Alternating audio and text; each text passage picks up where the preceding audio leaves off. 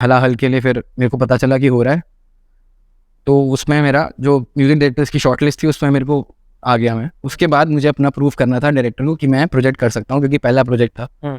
तो बस उसमें मेरे को चांस मिला, मेरा काम अच्छा लगा डायरेक्टर को, उसके बाद फिर जर्नी बढ़ती गई आगे। मेरे को सबसे ज़्यादा सीखने को मिला है वो मेरा लॉकडाउन से पहले एक मैंने किया था फर्रे, उसमें काफ़ी सीखने को मिला है। ऑल्ट बालाजी वाला। हाँ, तो उसमें जो गाने थे वो सब, और रिसेंटली मैंने प्रोजेक्ट्स जो करे हैं उनमें भी सीखने को मिला है, बट उसकी मेमोरीज अच्छी हैं क्योंकि उसमें जो मेरा क्रिएटिव आउटपुट था वो लोगों को अच्छा रिसीव हो रहा था और उनको अच्छा लग रहा था फर्स्ट गो में।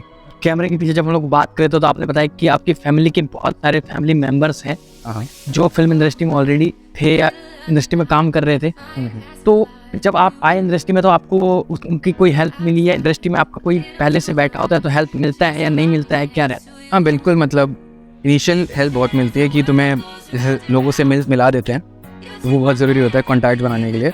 उसके बाद तुम्हारा काम बोलता है, बट जो पहला स्टेज है वहीं पे ही मतलब फैक्ट है कि तुम्हें थोड़ा सा एडवांटेज मिलता है, but end of the day तुम्हारा टैलेंट बोलता है, तो तुम कितना भी मतलब पुश कर लो एंड में वही होगा। बट जैसे मैं आया तो मुझे ये नहीं पता था कि मैं क्या करूँ, म्यूज़िक आता है, तो मुझे मेरे मामा हैं प्रोडक्शन में, तो मैंने बोला म्यूज़िक प्रोडक्शन सीख रहे।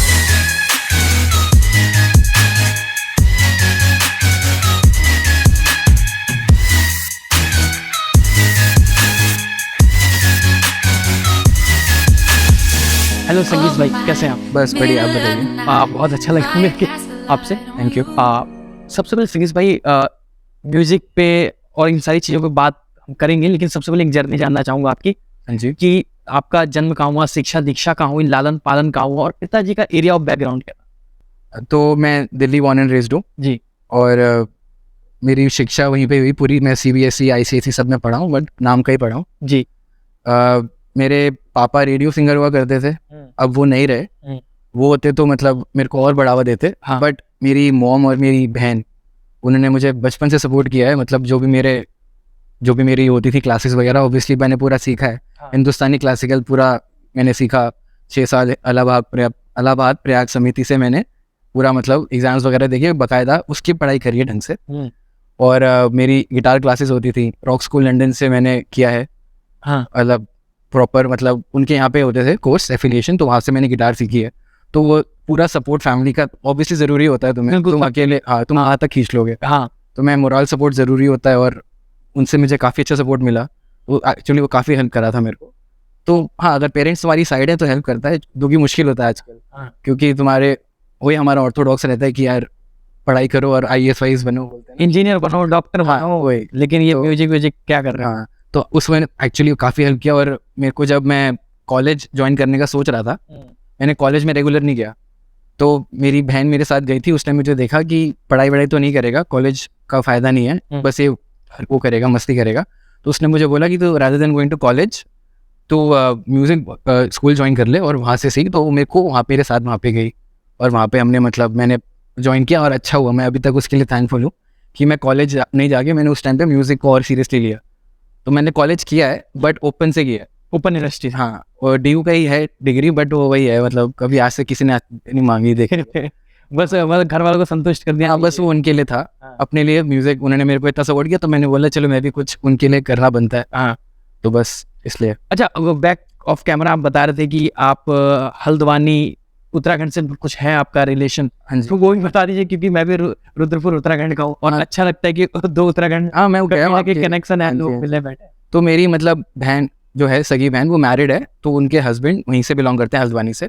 तो अभी वो वहीं बेस्ड हैं। और मेरी मॉम भी मतलब शिफ्ट करते रहती हैं दिल्ली और हल्द्वानी, तो अभी हल्द्वानी में ही है। और मेरा नेफ्यू भी वहीं रहता है, तो मेरा तो जाने लगे रहता है। मतलब हर साल में 1-2 बार चले आता हूँ मैं। नैनीताल, रुद्रपुर पूरा घुमा हुआ है मैंने भी। सही है, बहुत सुंदर है वहाँ पे। जब भी मौसम अच्छा चाहिए होता है, मुंबई की भीड़ भाड़ से दूर, फिर तो सुकून देता है जगह। बिल्कुल, नैनीताल वगैरह और भी अच्छी जगह है। मतलब नैनीताल तो ज़्यादा टूरिस्ट ही हो गया। हाँ, नैनीताल, हल्द्वानी, उसके ऊपर आप जाते रहिए। हाँ जी, हाँ जी, बहुत अच्छा है। हाँ जी।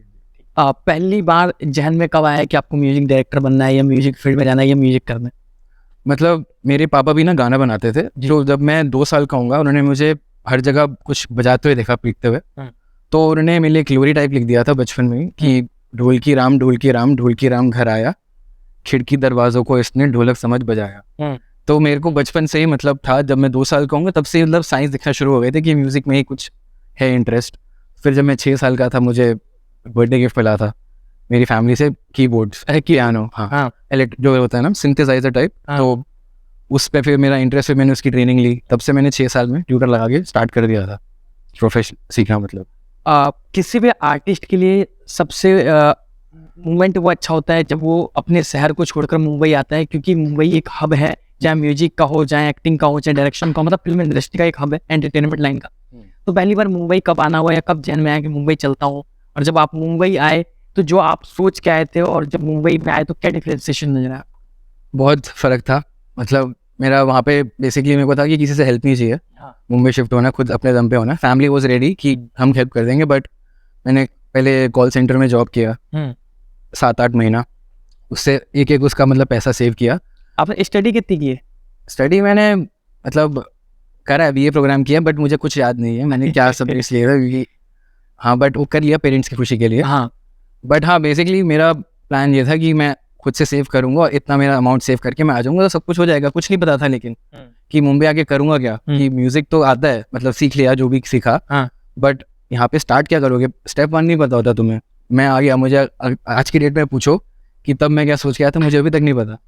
बट जैसे तुम आओ, फिगर आउट करोगे, लोगों से मिलोगे तो हो जाता है, स्टेप बाय स्टेप चलना पड़ता है। तो बस फिर मैं वहाँ पे मैंने अपना जॉब किया, सेव किया अराउंड, मतलब पैसे सेव कर लिए। यहाँ पे आते ही वो 1 महीने में ख़त्म हो गए। तो उसके बाद वही फिर मैंने गिटार वगैरह सिखाया बच्चों को थोड़ा सा सर्वाइव करने के लिए, और बस फिर चलता रहा। कैमरे के पीछे जब हम लोग बात करें तो आपने बताया कि आपकी फैमिली के बहुत सारे फैमिली मेंबर्स हैं जो फिल्म इंडस्ट्री में ऑलरेडी थे या इंडस्ट्री में काम कर रहे थे।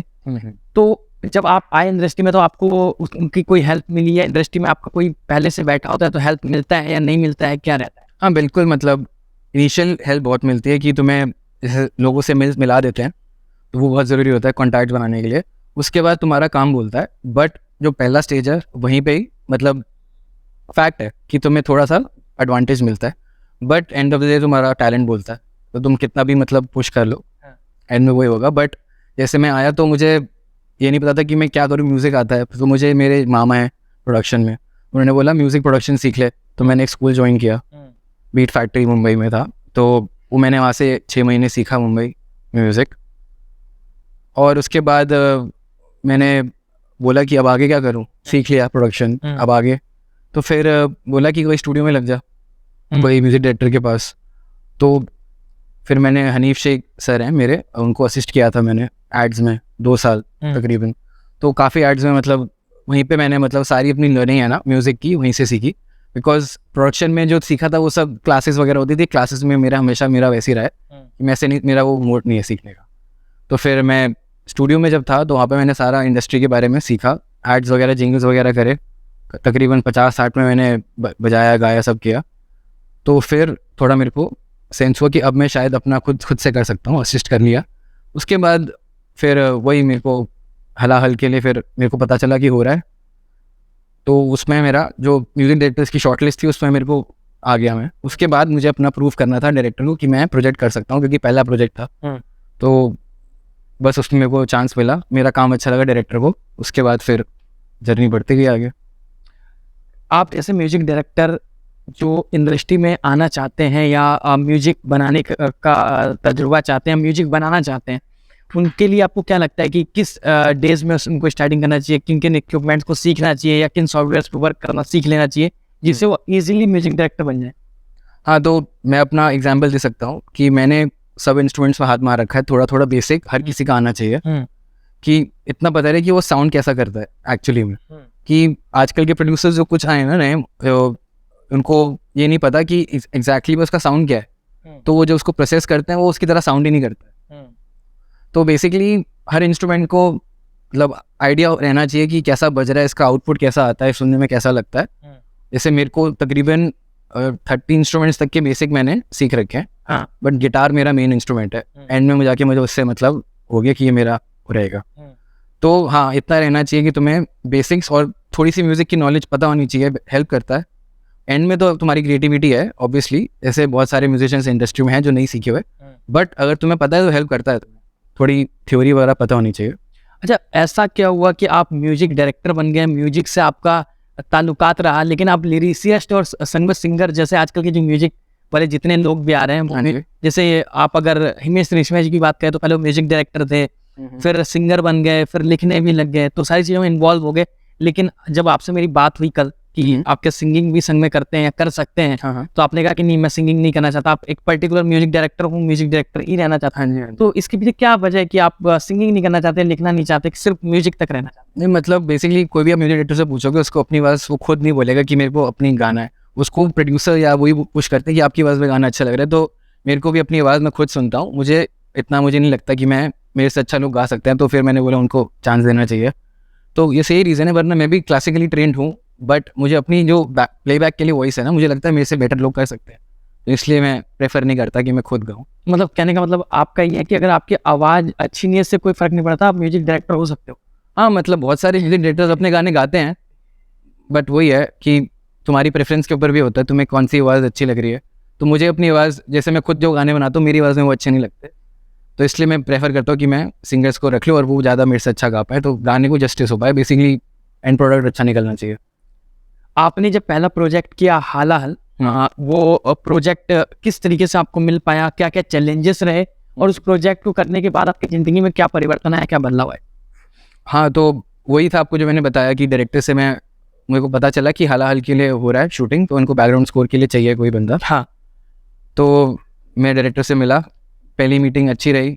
उन्होंने मुझे बताया कि वो एक सीन, उन्होंने मुझे समझाया कि वो एक सीन में मोन्टाज चाह रहे हैं कि जहाँ पे वो बैंक में, जैसे आपने अगर हालाल देखी है तो उसमें एक बैंक में वो जाके पैसे वैसे खिला रहे हैं, मनी लॉन्ड्रिंग कर रहे हैं जी। तो वहाँ पे उनको ना म्यूज़िक नहीं चाहिए था, उनको था कि यहाँ पे सिर्फ जो बैंक के साउंड्स होते हैं, नोट्स के, चिल्लड़ के, दरवाज़ा बंद ओपन करने के, जो गवर्नमेंट ऑफिस में साउंड होता है, उससे एक पीस बनाओ। तो मैंने सिर्फ उस एलिमेंट्स को लेके एक पीस उनको प्रेजेंट किया, तो उनको अच्छा लगा, तो उनको थोड़ा कॉन्फिडेंस आया कि कर सकता है प्रोजेक्ट, तो फिर थोड़ा सा स्मूथ हो गया आगे जाके। बट ऑब्वियसली फिर चैलेंजेस तो एक बार प्रोजेक्ट स्टार्ट होता है तो पता चलता है। तो हाँ, तो मतलब पहले तो मेरे पीसेस मैंने बनाए, मैंने अपनी टीम इकट्ठी करी, मेरा पहला प्रोजेक्ट था, तो मुझे लगा था कि मैं कर पाऊंगा नहीं कर पाऊंगा, बट बाहर से तुम्हें दिखाना पड़ता है कि तुम फिगर आउट कर लोगे, अंदर से तुम्हें लगता है कि डाउट हो रहा है, बट तुम्हें दिखाना पड़ता है ऑनेस्टली, है ना। तो वही है, जैसा चलता गया फिगर आउट हो जाता है, क्योंकि तुम्हें एंड में तो म्यूजिक ही कर रहे हो ना, म्यूजिक अगर तुम्हारा स्ट्रांग है तो तुम संभाल लेते हो सब। तो बस फिर फिगर आउट हो गया धीरे धीरे, और पहले प्रोजेक्ट्स में निपट गया अच्छे से। तो एज ए जब म्यूजिक डायरेक्टर होते हैं आप, तो मुझको तो लगता नहीं कि जब शूटिंग सेट पे जाने का वैसा मौका मिलता होगा आपको, तो स्टूडियो से ही बाहर चीज़ें रहती हूँ। मतलब मेरा तो पोस्ट में ही काम है, पोस्ट प्रोडक्शन होता है, तो मेरा ज़्यादातर उसमें ही काम है, लेकिन कभी कभार कोई से डायरेक्टर की रिक्वायरमेंट है कि तुम स्पेसिफिक रीजन में जा रहे हो, जैसे अभी मैंने जब फर्रे करा था हॉल्ट बालाजी के लिए, रिलीज नहीं हुआ अभी तक, तो उसमें मेरे को रांची जाना था और रांची में शूट था, तो वहाँ का लोकल डायलेक्ट और लोकल साउंड सुनने के लिए मुझे रिक्वेस्ट किया था कि तुम वहाँ पे आ जाओ एक हफ्ते के लिए और थोड़ा अपने साउंड रिकॉर्ड करके वापस आ जाओ, क्योंकि वो ऑथेंटिसिटी उनको चाहिए थी। बिल्कुल। तो इसलिए फिर कभी कभार तुम्हारा होता है, अगर रिक्वेस्ट कर रहे हैं प्रोडक्शन वाले कि तुम अगर टाइम निकाल सकते हो, तो मैं चला गया था, मुझे भी इंटरेस्ट था कि चलो देखते हैं वहाँ का लोकल म्यूज़िक कैसा है, तो फिर वो काम आया एक्चुअली बाद में। आपने बहुत सारी फिल्म्स, वेब सीरीज अभी तक कर चुके हैं आप, जो OTTs पे या तो रिलीज हो चुका है या रिलीज होने वाला है। हाँ जी। कौन सा ऐसा प्रोजेक्ट रहा जो आपके दिल के करीब है, जिसको करने में आपको बहुत मजा आया और आप चाहते हैं कि इन फ्यूचर में अगर कुछ काम करना हो तो इस तरीके का काम मिले तो बहुत मजा आएगा? सारे प्रोजेक्ट्स मेरे को बहुत अच्छे लगे हैं, सबसे कुछ ना कुछ सीखने को मिला है, सब में कुछ ना कुछ प्रॉब्लम्स आएंगे, कोई भी प्रोजेक्ट ऐसा नहीं होता कि बिल्कुल परफेक्टली स्मूथ गया है, सबसे तुम एंड में सीखते हो। तो मेरे को सबसे ज़्यादा सीखने को मिला है वो मेरा लॉकडाउन से पहले एक मैंने किया था फर्रे, उसमें काफ़ी सीखने को मिला है। हॉल्ट बालाजी वाला? हाँ, तो उसमें जो गाने थे वो सब, और रिसेंटली मैंने प्रोजेक्ट्स जो करे हैं उनमें भी सीखने को मिला है, बट उसकी मेमोरीज अच्छी हैं, क्योंकि उसमें जो मेरा क्रिएटिव आउटपुट था वो लोगों को अच्छा रिसीव हो रहा था और उनको अच्छा लग रहा था फर्स्ट गो में।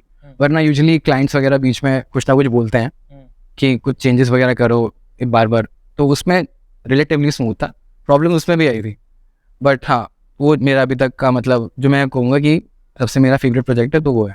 तो ये तकलीफ तो होता होगा ना कि आपने एक म्यूजिक बनाया एज ए क्रिएटिव या एज ए म्यूजिक डायरेक्टर, और जब प्रोड्यूसर इन्वॉल्व होते हैं या और लोग इन्वॉल्व होते हैं और कहते हैं कि नहीं इसको हटा देते हैं, लेकिन वो चीज़ आपके एलिमेंट दिल के करीब रहता है, तो सिर्फ बहुत ज़्यादा बुरा जैसा साउंड करता हो कि मतलब वही है, तुम पहले लगता है, अब तो तुम यूज्ड हो चुके हो कि उनका भी काम है, वो अपना काम कर रहे हैं, तो वही है, तुम्हें एंड में बोलना पड़ता है कि कुछ basically have to fight your battles बोलते हैं ना, तो कुछ कुछ जगह तो अपना स्टैंड लेते हो कि नहीं ये तो आएगा ही, कहीं कहीं तुम कॉम्प्रोमाइज़ कर लेते हो कि चलो ठीक है आपका भी पॉइंट सही है। अभी भाई आपका फ्यूचर प्लान क्या है? फ्यूचर में आप क्या करने वाले हैं, या क्या क्या टारगेट्स हैं आपके, गोल्स हैं जिसको आप अचीव करना चाहते हैं, और या क्या क्या काम आपका जो प्रोजेक्ट्स जो हैं क्या आने वाले हैं? अभी अगर टारगेट का पूछो तो अभी तो बस स्टार्ट ही किया है, मतलब अभी तो 1% में नहीं हूँ मैं अभी, ऑब्वियसली चल रहा है ऑलवेज बॉम्बे में, जब तक तुम वो स्ट्रगल इज ऑन। तो हाँ अभी तो बहुत प्लान है मेरा, मतलब सारे मेरे को बड़े बड़े प्रोडक्शन हाउस के साथ काम करना है इवेंचुअली। गाने बनाने का मेरे को बहुत शौक है, तो बैकग्राउंड स्कोर गाने साथ में मिलते हैं तो बहुत अच्छा लगता है। और अभी मेरा एक प्रोजेक्ट, मैं अगले हफ्ते गाना रिकॉर्ड कर रहा हूँ, एक कवाली टाइप गाना है। पापून शायद मैंने अप्रोच किया, शायद वो गाएंगे उसमें, तो जियो पे आएगा वो, ही करके नाम है, एक डॉक्यूमेंट्री नहीं सॉरी बायोग्राफी टाइप बन रही है एक, तो वेब सीरीज़ है वो, काफ़ी अच्छी है। तो उसमें अभी मैंने 2 गाने कंपोज करे हैं, दोनों का अच्छा रिस्पॉन्स आ रहा है प्रोडक्शन से और डायरेक्शन से, तो उसके लिए मैं एक्साइटेड हूँ। इस साल रिलीज़ होगा वो, देखते हैं कैसा जाता है। एज ए म्यूजिक डायरेक्टर जब आप इस्टेब्लिश्ड हो जाते हैं, और जब पापोन जैसे सिंगर्स को आपको फ़ोन करना होता है कि आप मेरे लिए गाइए, तो जो स्टार सिंगर्स होते हैं तो उनके टेंट्रम्स या नखड़े कुछ झेलने पड़ते हैं आपको, किसी भी मतलब सिंगर्स को लेकर? मतलब अभी पर्सनली तो मेरे को डील नहीं करना पड़ता, मतलब मैंने अभी प्रोडक्शन को दे रखी रिस्पॉन्सिबिलिटी कि आप करिए, मतलब डिसाइड आप करते हैं कि ये सिंगर गाना गाएगा, लेकिन अप्रोच आप नहीं करते हैं, ऐसा कह रहे हैं? हाँ अभी जैसे वो दोनों केसेस होते हैं, बट अभी इस वाले केस में जैसा हुआ है कि प्रोडक्शन को मैंने बोला है कि आप अप्रोच करिए और आप देखिए अगर मैनेज हो सकता है तो, डेट्स वगैरह अगर मैच हो रही हैं तो बिल्कुल आप उनसे गवाते हैं। तो वही है, मतलब मेरे को पर्सनली डील नहीं करता, अगर ना मेरा मैनेजर है वो बात करेगा उनके मैनेजर से, तो ऐसा तुम डायरेक्टली मतलब मैं सिंगर से बात नहीं करूँगा, अनलेस वो मेरा फ्रेंड है तो मैं उसको फिर कैजुअली बोल दूंगा कि आ जाओ कल रिकॉर्डिंग है, ऐसा होता है। नहीं तो आप प्रोफेशनली रखते हैं कि आपका मैनेजर उनके मैनेजर से बात करता है? हाँ आप अगर मैं उनसे पहले नहीं मिला हूँ, हाँ, तो अगर हमने काम पहले किया है तो फिर डायरेक्टली फिर इसमें कुछ वो नहीं होता। ब्रदर एक बहुत अच्छे राइटर हैं, प्रोड्यूसर हैं, जिन्होंने गैंग्स ऑफ वासेपुर से अपने करियर की शुरुआत की, डेफिनेट जैसे कनेक्टर्स है, अपने आपका जो ऑरा क्रिएट किया, आज बहुत लोग फैन है, मैं भी हूँ, आप भी होंगे, सब लोग हैं। जसान कादरी जी की मैं बात कर रहा हूँ, जो कि आपका प्रोजेक्ट था हलाहल, जो आपने हलाहल कई बार जिक्र किया, वो उत्तराखंड वाला प्रॉब्लम है। हाँ बिल्कुल। तो हलाहल तो जब आपने वो किया तो उस समय उनसे मिलना जुलना आपका हुआ होगा जसान कादरी जी से, किस तरीके का बिहेवियर का साइड पे कैसे रहते हैं, चेंज आउट हैं या नाराज, या किस तरीके का स्वभाव? जैसे आपको मैंने बताया था ऑफ कैमरा कि वो बहुत पॉइंट टू पॉइंट है, हाँ, काम की बात है तो बिल्कुल वो सबसे ज़्यादा डाउन टू अर्थ है। हाँ। और मतलब बहुत मज़े आते हैं उनके साथ काम करने में, सेट पे वो हमेशा मतलब एटमॉस्फेयर लाइवली रखते हैं, मैंने इनको देखा है सेट पे भी, तो हाँ मतलब बहुत मज़े आते हैं उनके साथ काम करने में। तो हम फ्यूचर में भी उनके साथ आपको देख पाएंगे काम करते हुए? हाँ डेफिनेटली, मतलब अगर वो मेरे को अप्रोच करेंगे तो बिल्कुल एनी टाइम के साथ काम करना चाहूँगा, इतने मतलब उनका जो भी प्रोजेक्ट्स आते हैं बहुत अच्छे होते हैं, तो डेफिनेटली। तो ब्रदर बहुत अच्छा लगा आपसे बात कर। बिल्कुल सेम है मैन। और ये मेरा चैनल है, अच्छा, और फिल्मी चाणक्य इसलिए क्योंकि फिल्मी लोगों को मैं लेके आता हूँ, चाहे एक्टर हो, डायरेक्टर हो, म्यूजिक डायरेक्टर आप, हाँ बिल्कुल, या प्रोड्यूसर हो, राइटर हो। और चाणक्य इसलिए क्योंकि मैं चाणक्य के सवाल पूछता हूँ, जैसे लगता है बिल्कुल आप बहुत अच्छा काम करते हैं इसलिए फिल्मी चाणक्य। तो उसके जो व्यूअर हैं वो इस लाइन के लोगों को देखना चाहते हैं, इस लाइन में आना चाहते हैं, हाँ जी इसलिए वो बिल्कुल इस इंटरव्यूज को देखते होंगे। तो आप उनके क्या कहना चाहेंगे? बेसिकली अगर तुम्हें बहुत प्यार है, जैसे मैं अपने लाइन का बता रहा हूँ, म्यूजिक से अगर तुम्हें बहुत प्यार है तो डेफिनेटली गो फॉर इट।